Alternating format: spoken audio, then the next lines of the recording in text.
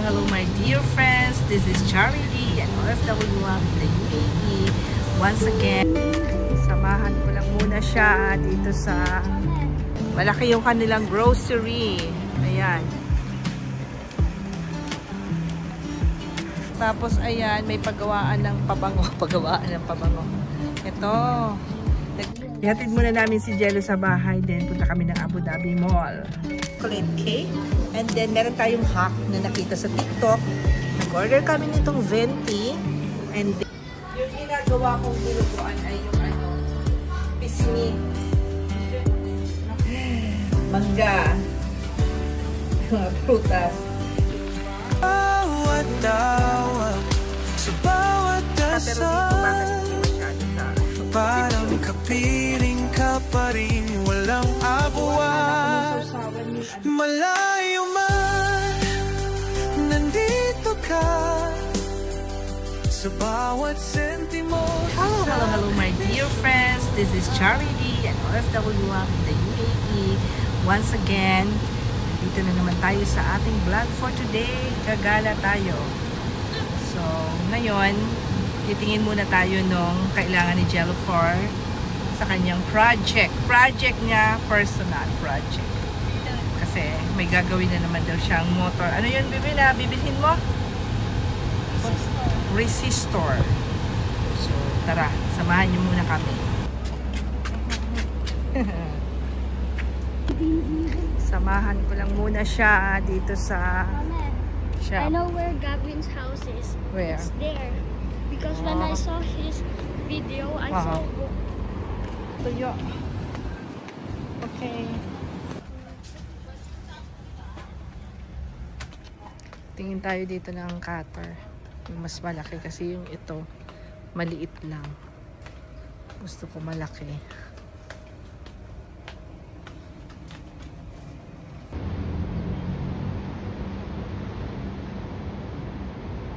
Slow way. Nandiyan ang parking yung daanan sa kaliwa.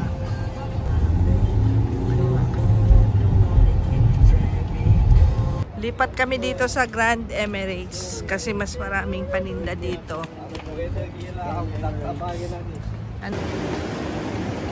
Maganda din dito mag-shopping ng mga murang bagay at marami rin silang mga promo.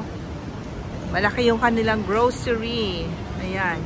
Yes. Tapos andun pa sa kabila. Oh. Sa kabila pa. Tapos ayan, may paggawaan ng pabango. Ito. Nagtitimpla sila dito ng mga oil. Na perfume. Inspired siya doon sa mga branded. Oh. Come on, let's go up. Dito ay, ang ganda dito mag-ikot-ikot. Super nice. Ayan, tara, i-tour ko kayo. Ito yung favorite namin na tindahan ni Jello Shops.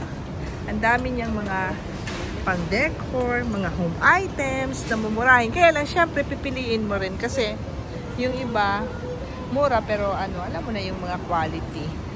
Hindi siya yung ganun. Kaya, pili lang yung binibili ko dito when it comes to mga home, mga plato yun, or mga baso, ganon. Look, nakakatuwa. Kaya pag dinala mo dito yung mga bata, Diyos ko, look at this. Cute nila, oh. Puro stuffed toys. Sige, Jello, I'm here. Yan, diba? Oh. Ang katuwa mamili. Pera lang talaga yung kailangan. Come on. This is already the toy. Oh, may pang Halloween na. Halloween na. Taas ilong. Oh, siya. Hanapin mo na dyan. Oo, yung mga pang science na mga tawag nito, yung parang may mga wires, may mga motor. Resistor nga daw eh. Daming laruan. Oh, come on, let's go.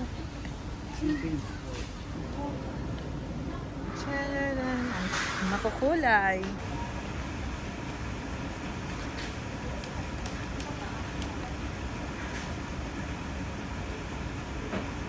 Dito ako bumibili ng ganitong container kasi mura lang siya.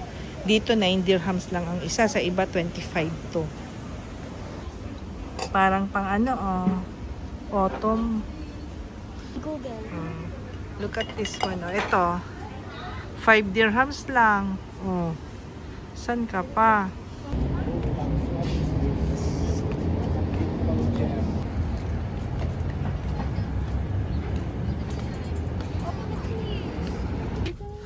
How did you get this? Tapos na kaming makabili dito sa Grand Emirates. Napadami tuloy ang aming binili. Para doon sa kitchen ko. May cute na lampshade. Sige, mamamaya mag-ano tayo, unboxing. Ihatid muna namin si Jello sa bahay. Then punta kami ng Abu Dhabi Mall. Mag-shopping. Magkakape.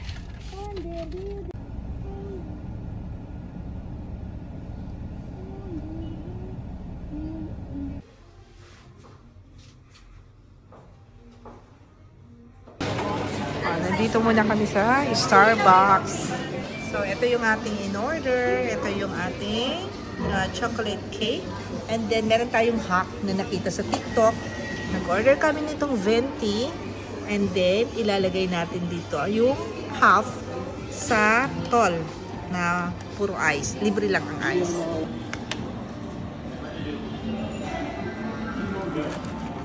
Ito.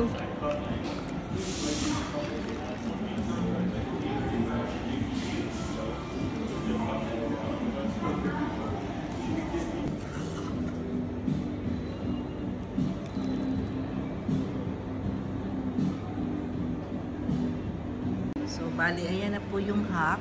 Nagkaroon tayo ng 2 tall. Diba? Sa isang ganun. Kaya kumain na tayo.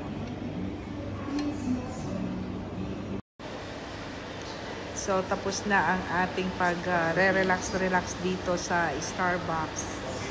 Kailangan na natin umuwi ng bahay. Balik na tayo sa pagiging katulog. Tapos na ang day off ni Inday. Magluluto na ulit tayo ng dinuguan for today. For today's video. So, tama na yung arte-artehan natin dito. Tara, let's. Meron ditong Sonic. Pag ikaw ay may 100 kang binili, pwede na maglaro doon yung anak. Yung anak ninyo. Ayan. Diyan. Diyan, pwedeng maglaro. May mga activity dyan sa loob. Ewan ko pa kung ano. Basta kailangan meron kang 100 na receipt. Okay? Tara, let's. Mamaya madami na yung tao dito sa Abu Dhabi Mall kasi Friday ngayon. Siyempre, family time. At saka, walang pasok bukas. Kaya mabuti na lang na maaga kaming pumunta dito. So, ngayon, we are going back home. Let's go, let's go. A few moments later.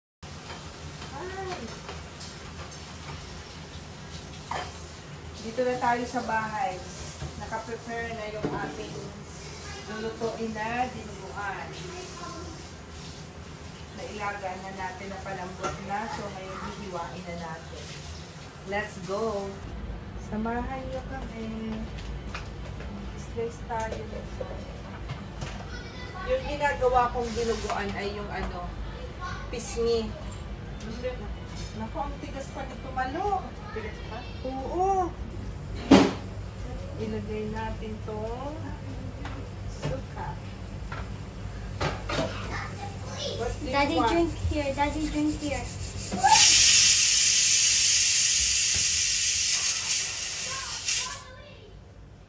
Nasirit na yung ating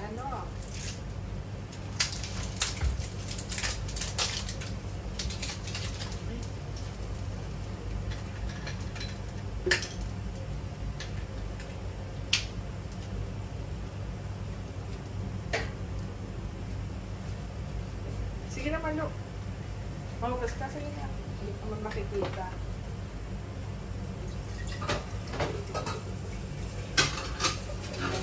Suka.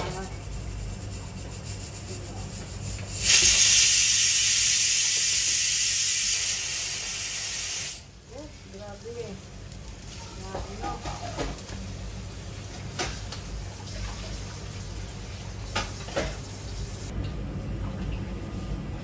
By the way, wala tayo masyadong ganap today. From the office, umuwi ng bahay, then lumayas. So, ngayon, mag-aano kami, red wine night. Kaya eto, nakabili kami ng, ito yung ating pulutan. Mangga. Mga prutas. Grapes. At saka, naganda ako ng propek. Itong dinuguan para bukas. Meron tayong ulam bukas, no? And, pakita ko sa inyo kung paano ako magluto ng dinuguan. Hindi ko siya inano masyadong malambot. Pero malambot na. Kasi mamaya, di ba, pag lulutuin pa natin sa dugo, lalambot pa yan. Gusto ko ng dugo yung yung lutong-luto. Yung medyo maitim. So malambot na nga. Gusto ko yung maitim. Ayoko ng brown. Talagang niluluto ko ng husay ang dugo.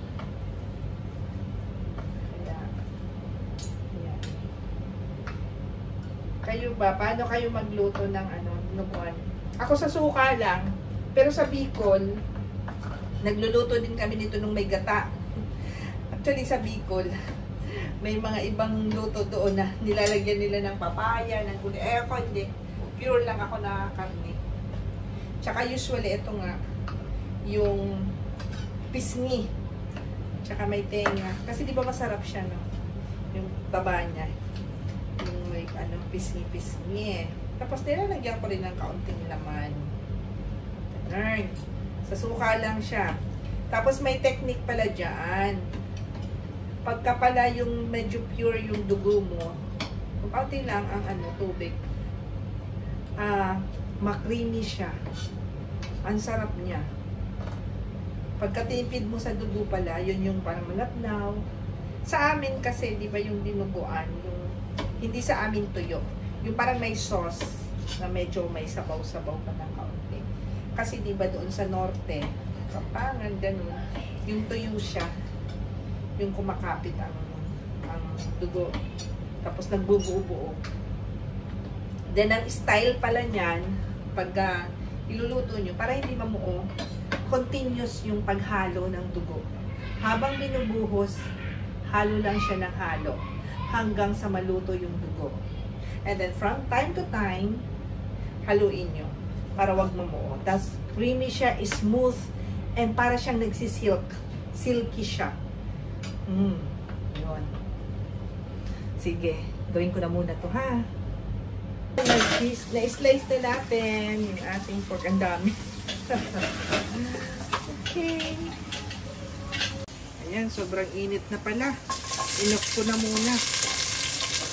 Ito naman ay ilagay na natin ito.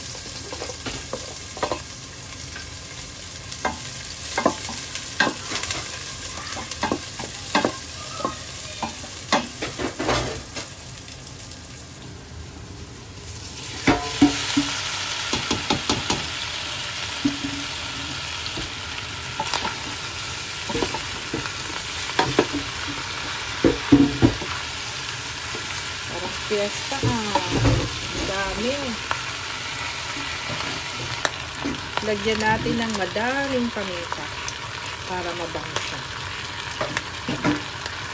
Lagyan natin ng suka. Huwag muna natin hahaluin. Hayaan muna natin ng mga 2 to 3 minutes. Pwede na natin siyang haluin. Dinagdagan ko pa ng paminta. Actually, yan, tinitimpla ko na siya pag ganito. Kasi pag may dugo na, hindi ko na siya gaano matimpla. Kaya habang ganito pa lang siya, tinitimpla ko na. Lalagyan na lang natin ito ng asin at konting magic sarap naman para may lasa-lasa.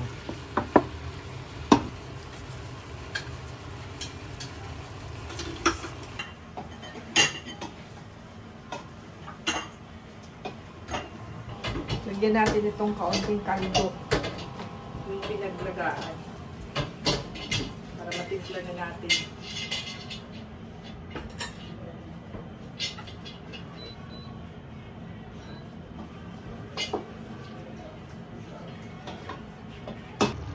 Unti-unti nating ibuho. Sige. Sige. Sige. Sige. Sige. Sige. Sige.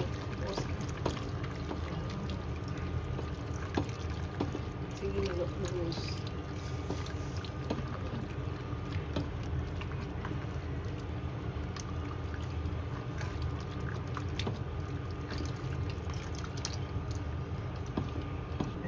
Lagay natin. Go, go, go. Para hindi siya mag-o. Ayan. Continue sa paghalo. Ayan.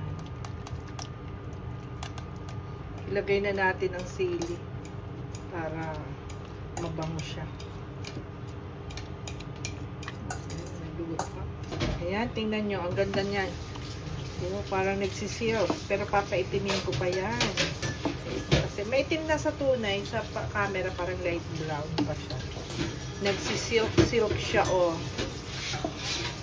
Ayan, luto na yung ating dinuguan. Maitim siya, pero dito bakit hindi masyado sa video. Yan. Bukas ko na ito titimplahin ng husay kasi hindi ko yan matitimpla pag bagong luto.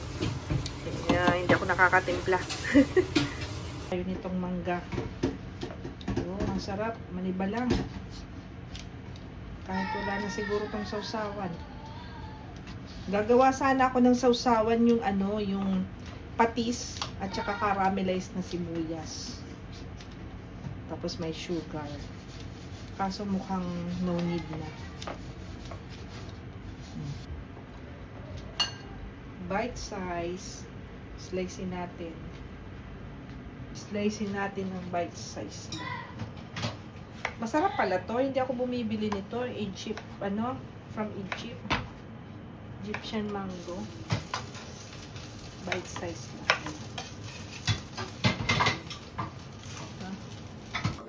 Yan, mag-cheers muna tayo. Chillin. Habang nanonood ng politiko. So, once again, that's all for today. And this is Chari D, an OFW mom here in the UAE. And this is...